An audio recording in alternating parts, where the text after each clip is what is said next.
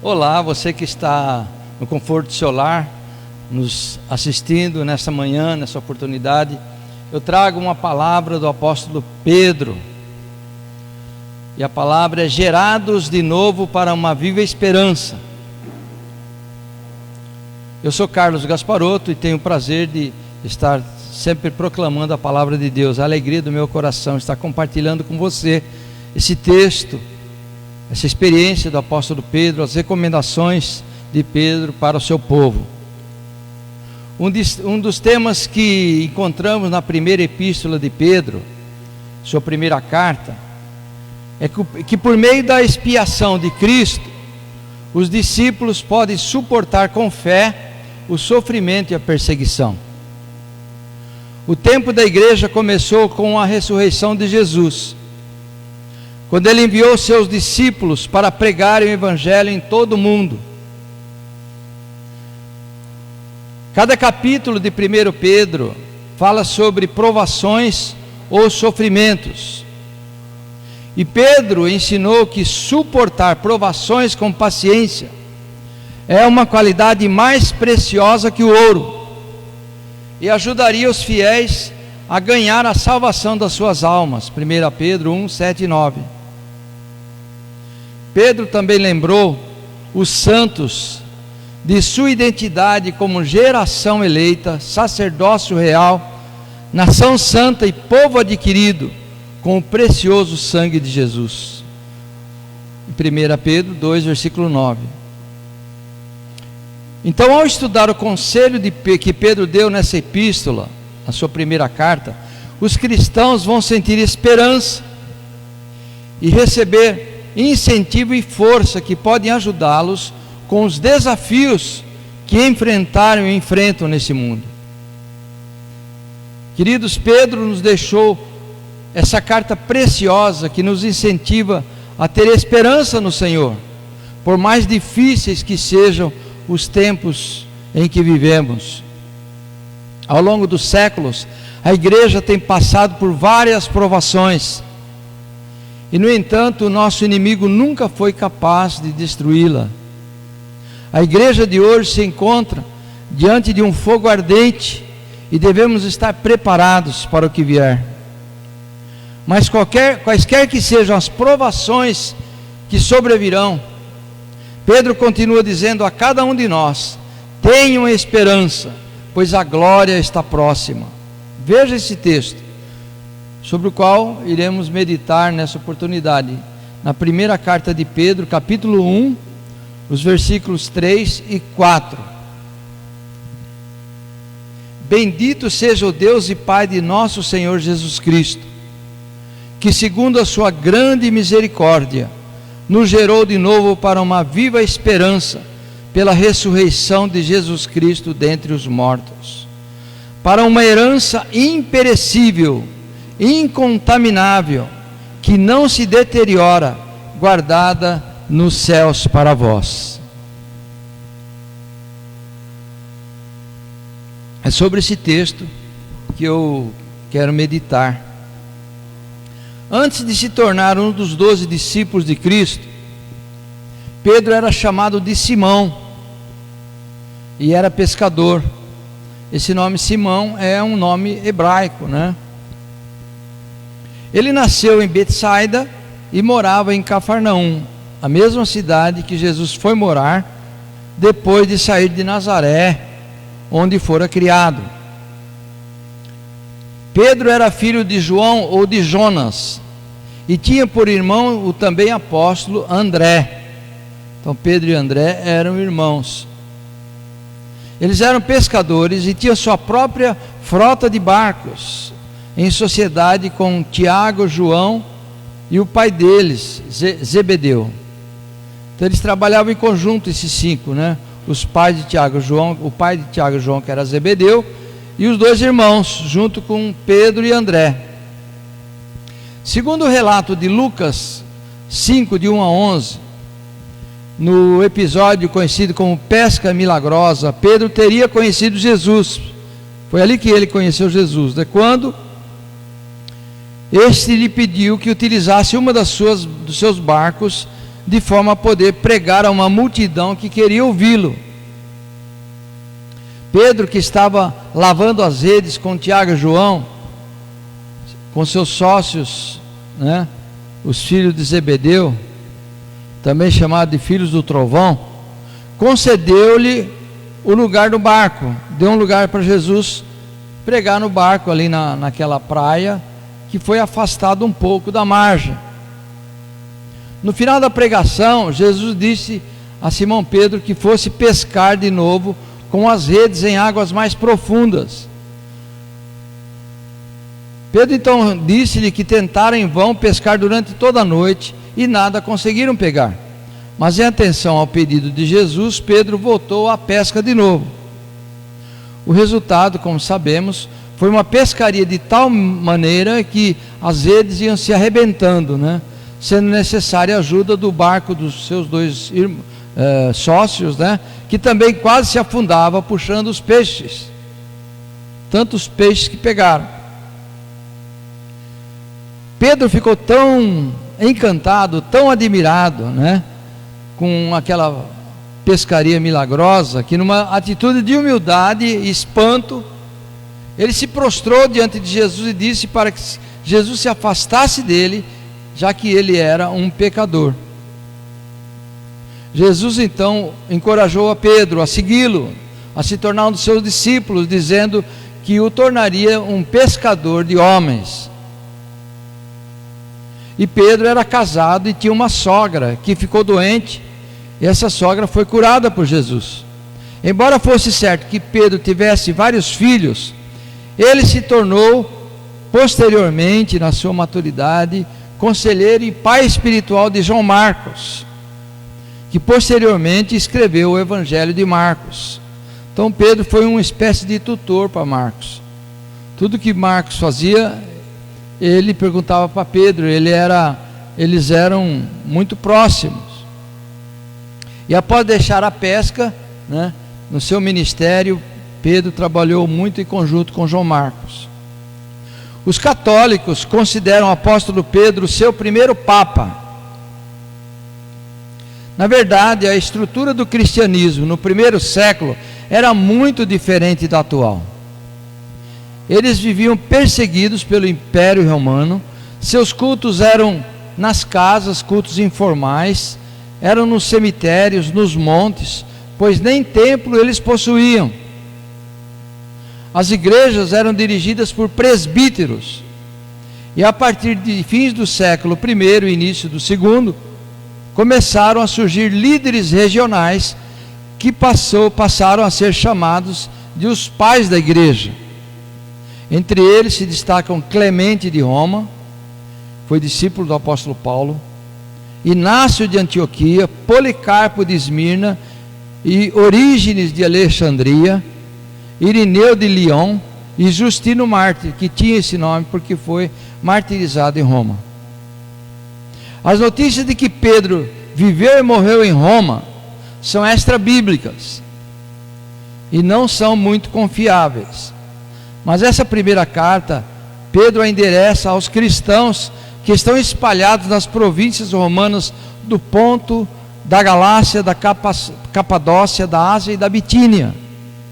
Essas províncias estavam todas na Ásia Menor, que hoje abrange o território da Turquia. Então vamos ver o texto que nós já lemos de 1 Pedro capítulo 1, primeiro verso 3, a parte primeira do verso, a parte A, que Pedro começa esse contexto dizendo: bendito seja o Deus e Pai de nosso Senhor Jesus Cristo. Hoje estamos no dia dos pais, e nada melhor do que falar sobre o pai dos pais, né? Então, no início da sua primeira epístola, Pedro exorta os seus destinatários a bendizerem a Deus como Pai de nosso Senhor Jesus Cristo. Ele diz: bendito seja o Deus e Pai de nosso Senhor Jesus Cristo. Bendito é aquele que gera bênçãos, é abençoado e abençoador. Pedro diz que devemos ser gratos a Deus por tudo que Ele fez e faz em nossas vidas. Após essa introdução de Pedro, ele passa a descrever quais bênçãos Deus estaria derramando sobre o seu povo. Na parte B desse versículo 3, Pedro diz que, segundo a sua grande misericórdia, nos gerou de novo para uma viva esperança, pela ressurreição de Jesus Cristo dentre os mortos. Então Pedro era grato por haver nascido de novo, por meio da morte e ressurreição de Jesus. Eu lembro aqui que Jesus disse a Nicodemos, um mestre judeu, em João 3,3, Jesus respondeu a ele: eu lhe digo a verdade, quem não nascer de novo, não verá o reino de Deus. Então Pedro diz que, segundo a sua misericórdia, ele nos gerou de novo, para uma viva esperança. E esse novo nascimento é Jesus que anuncia ao povo de Israel. E Jesus ainda esclarece que na verdade te digo que aquele que não nascer da água e do Espírito não pode entrar no reino de Deus. João 3,5. João diz isso a Nicodemos, que aquele que não nascer da água e do Espírito não pode entrar no reino de Deus. O que significa nascer da água e do Espírito? Nascer da água é nascer da palavra de Deus. Quando nós nascemos biologicamente de nossos pais. Mas quando nascemos de novo, nós nascemos da água, ou seja, nascemos da palavra de Deus. Em João 15,3, Jesus diz: vocês já estão limpos pela palavra que vos tenho falado. Essa palavra Jesus dá no final daquela reunião chamada de lava-pés, né? Quando Jesus lava os pés dos seus discípulos. Vocês já estão limpos pela palavra que eu vos tenho falado. Então a palavra de Deus é que nos limpa, a palavra de Deus é que nos purifica, é ela que tem poder para nos purificar, para lavar de toda a impureza. Então Jesus diz que aquele que não nascer da água e do Espírito não pode entrar no reino de Deus. Então nascer da água é nascer da palavra de Deus. E nascer do Espírito? Nascer do Espírito é nascer do poder de Deus. Em João 1,12, ele diz: mas a todos quantos o receberam, deu-lhes o poder de serem feitos filhos de Deus, a saber, aos que creem no seu nome. Então ser filho de Deus é nascer do poder de Deus. Ser filho de Deus é um poder que tem aqueles que creem em Jesus Cristo.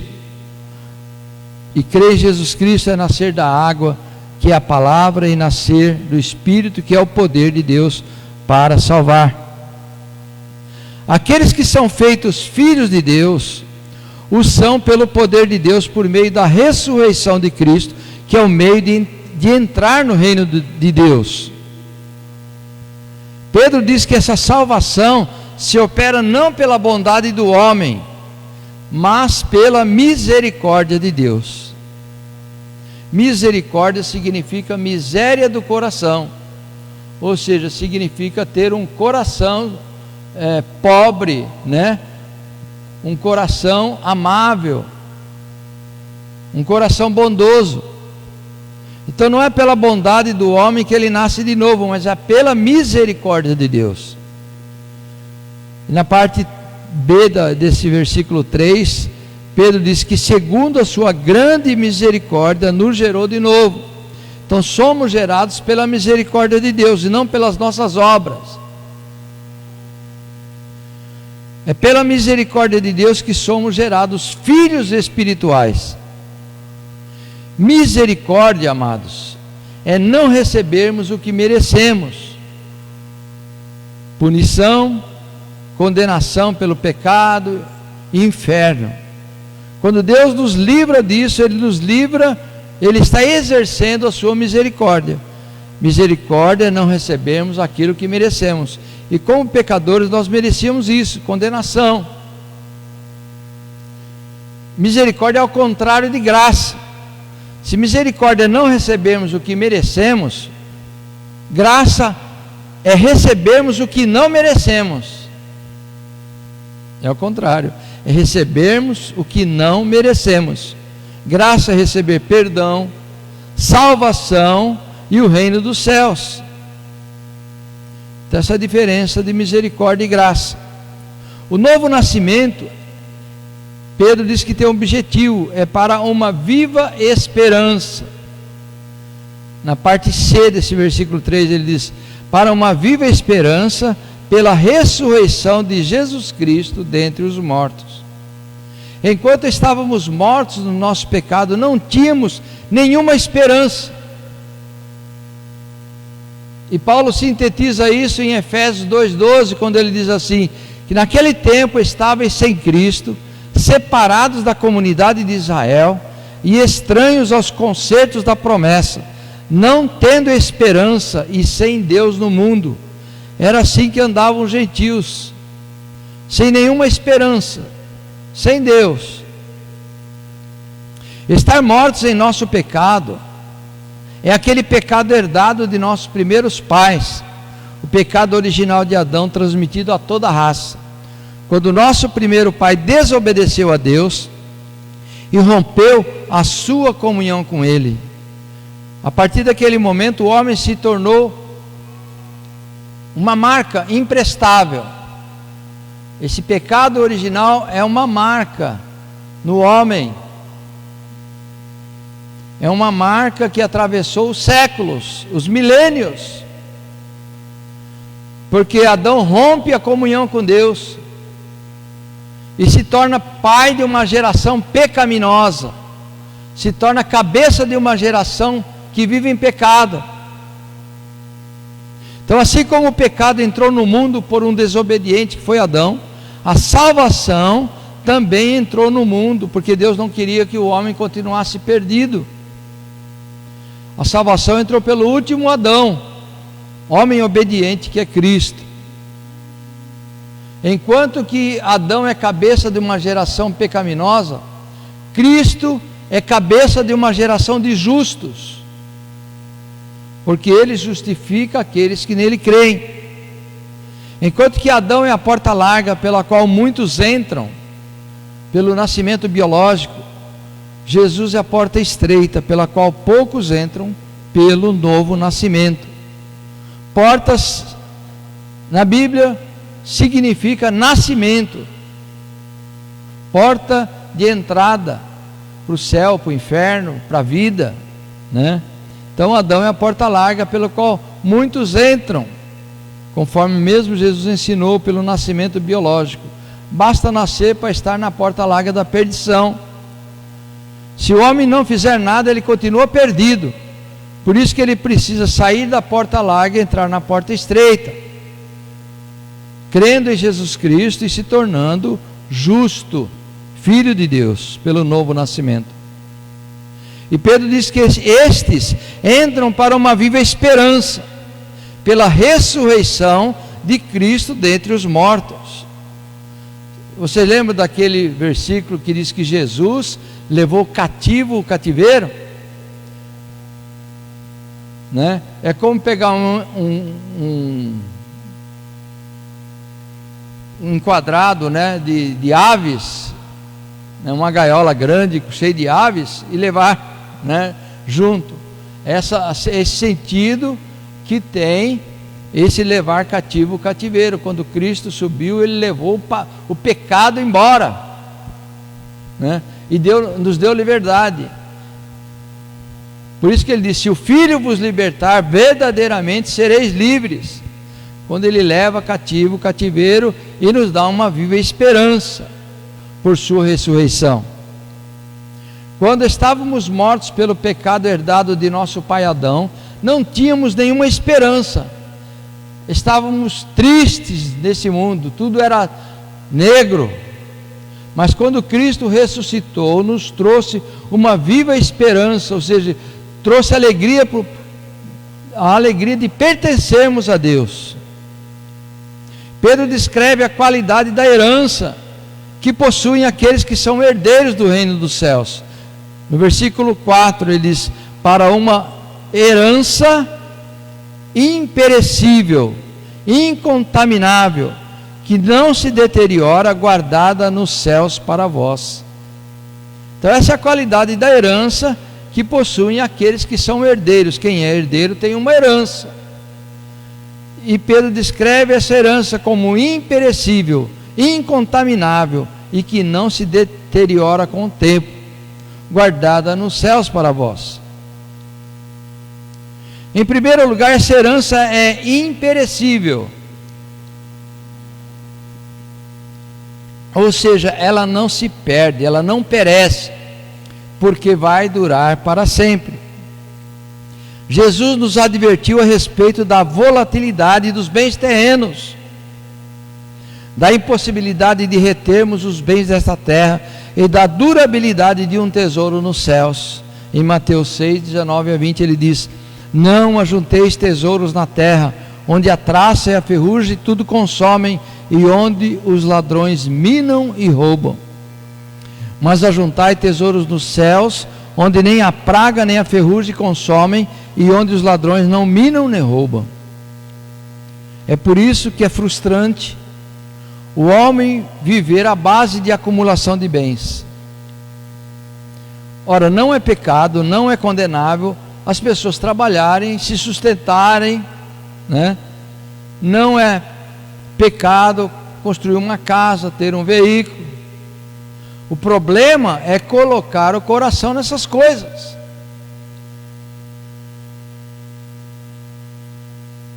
Ainda que um bem menor se constitua objeto de adoração, essa pessoa está colocando os bens terrenos acima do reino dos céus.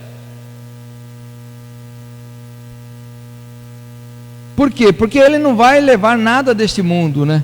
Como Jesus disse a um homem rico que não se preocupava com a sua salvação, em Lucas 12, 20: mas Deus lhe disse: louco, esta noite te pedirão a tua alma, e o que tens preparado, para quem será? Então essa herança é imperecível. Por que imperecível? Porque devemos buscar em primeiro lugar o reino de Deus e a sua justiça, que as demais coisas nos serão acrescentadas. O reino dos céus não perece, é eterno, é para sempre. Jesus diz em Mateus 6,33: mas buscar em primeiro lugar o reino de Deus e a sua justiça, e todas as outras coisas vos serão acrescentadas.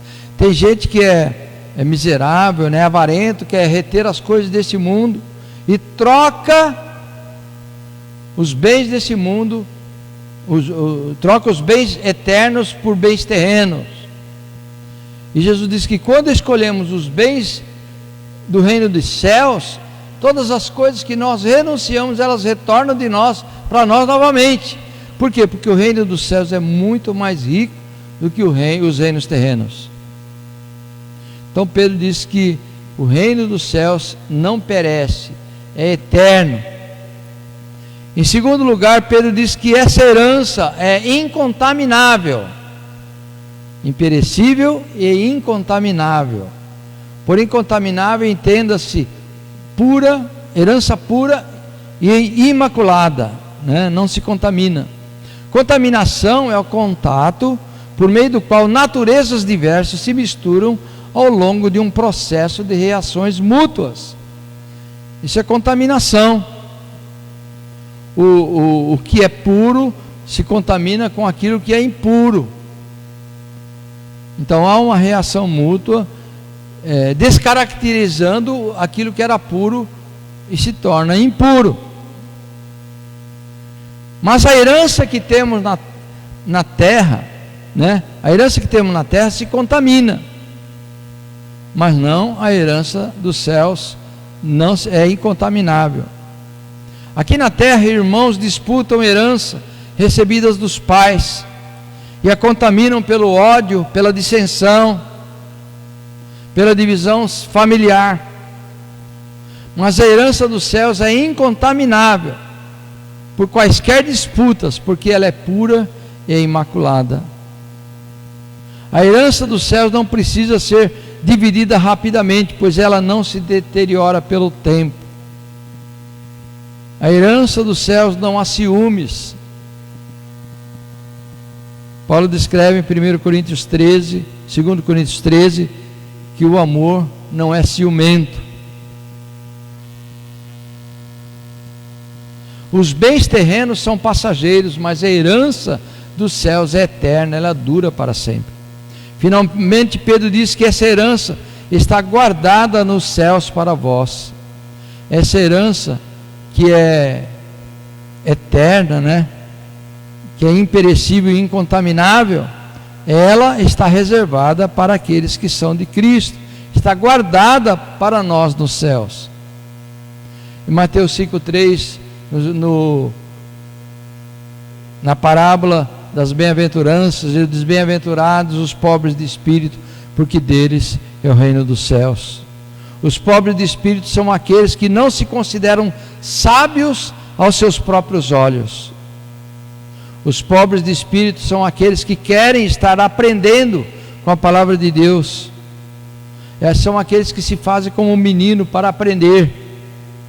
É por isso que Jesus deu aquela advertência aos discípulos: deixai vir a mim os meninos, porque deles é o reino dos céus. Tem muito crente arrogante, que se acham sabe tudo, né? Que depois de ter sido salvo, despreza e desrespeita o pensamento dos outros. Essa herança está guardada para nós, os que cremos, para nos regozijarmos na viva esperança prometida pelo Evangelho.